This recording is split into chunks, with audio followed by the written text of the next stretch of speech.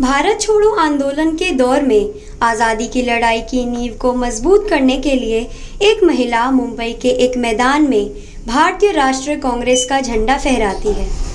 देश भर के युवाओं में जोश भरती है। इस आंदोलन से आखिरकार देश को आज़ादी मिल ही जाती है। ये महिला अपनी पढ़ाई लिखाई पूरी हो जाने के बाद गोखले मेमोरियल कॉलेज में अध्यापिका रहीं और शिक्षण का काम किया और बाद में स्वतंत्रता सेनानी बनी। ये प्रसिद्ध स्वतंत्रता सेनानी अरुणा आसफ अली थी। 1930 में नमक सत्याग्रह के दौरान अरुणा ने सार्वजनिक सभाओं को संबोधित किया, जुलूस निकाला।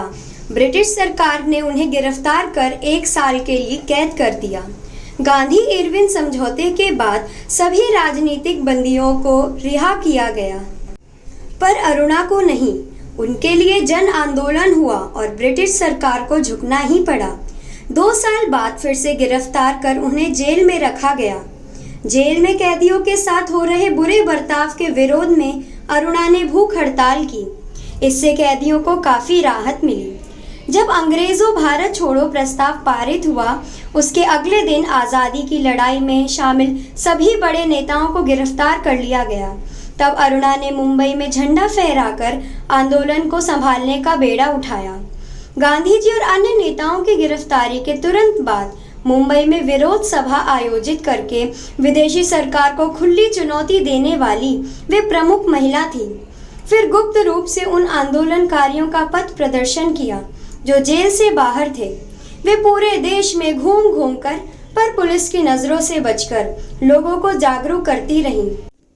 अंग्रेजी सरकार ने उनकी संपत्ति को जब्त करके बेच दिया। सरकार ने उन्हें पकड़ने के लिए 5,000 रुपए के इनाम की घोषणा की। आज भी दूर दराज क्षेत्रों में हमारी देश की महिलाएं सामाजिक और राजनीतिक तौर पर उतनी सशक्त नहीं हैं। सोचो, उस समय अरुणा आसफ अली ने कितनी विपरीत परिस्थितियों का सामना करते हुए भी भारत माता के लिए स्वतंत्रता सेनानियों के साथ कंधे से कंधा मिलाकर अपना सर्वस्व त्याग कर अपना जीवन देश के लिए लगा दिया। जय हिंद, जय भारत। नमस्कार, आज मैं तोषित जेनवाल कक्षा 10वीं स से आप सभी के समक्ष कुछ प्रश्नों और सूचना के साथ अपने विचारों को प्रकट करना चाहूँगा। आज यानी कि 8 अगस्त को भारत छोड़ो आंदोलन की 80वीं वर्षगांठ है। आज के दिन एक ऐसी परिवर्तनकारी शुरुआत हुई थी जिसे उस समय के ब्रिटिश शासकों ने पहले से ही कुचला हुआ मान लिया था। बेहद साधारण चीज़ें कभी कभी बड़े बड़े बदलावों को जन्म देती हैं। आज के दिन हम उन बगावती दिनों को याद करके अपने महान पुरखों को श्रद्धांजलि दे सकते हैं। इसी दिन मुंबई के गोवालिया टैंक मैदान, जिसे अब अगस्त क्रांति मैदान के नाम से जाना जाता है, में आयोजित महासभा में गांधी जी ने कहा था, करो या मरो। ये वो 3 जादुई शब्द हैं जिनसे आने वाले दिनों पर बड़ा प्रभाव पड़ने वाला था। तो मैं आप सभी से पूछना चाहूँगा, क्या ये करो या मरो कहने का सही समय था? मेरे अनुसार हाँ, क्योंकि इसने आने वाले 5 वर्षों की नींव रखी थी। हम भारतीयों ने अहिंसक और हिंसक दोनों तरीकों से अपनी अनूठी लड़ाई को अंजाम तक पहुंचाया। आज जब रूस और यूक्रेन के कारण खाद्यान्न मंजर पैदा हो गया, तब पूरा विश्व भारत की ओर उम्मीद से देख रहा है। तो अंत में मैं बस यही कहना चाहूँगा कि आज़ादी की लड़ाई हम सभी भारतीयों ने मिलकर लड़ी थी, किंतु आज हमें अलग अलग स्वर सुनाई देते हैं। आज़ादी का अमृत महोत्सव हमें गौरवान्वित तो करता ही है, किंतु नई उपजी परेशानियों से लड़ने की प्रेरणा भी देता है। धन्यवाद।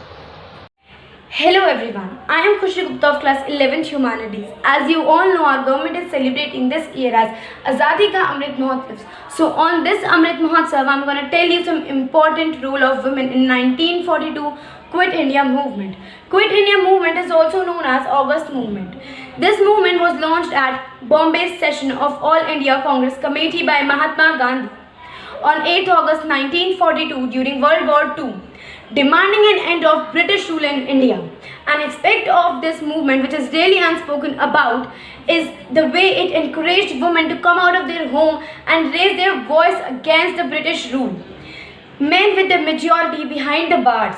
Women took it to the street, raising slogans, holding public lectures, demonstrations, and even making and transporting explosives. Any discussion of Quit India movement was incomplete without the contribution of Aruna Asif Ali. She was born in middle class family in Haryana as Aruna Ganguly. She got active in Congress after her marriage in 1928. Her first political agitation was in Salt March in 1930, for which she was sentenced for a long year imprisonment. She is remembered for her daring act of raising the tricolor at Gwalior tank in the midst of police brutality following the Bombay Resolution. After that, she joined Royal Indian Navy revolt in 1946. Thank you and have a nice day.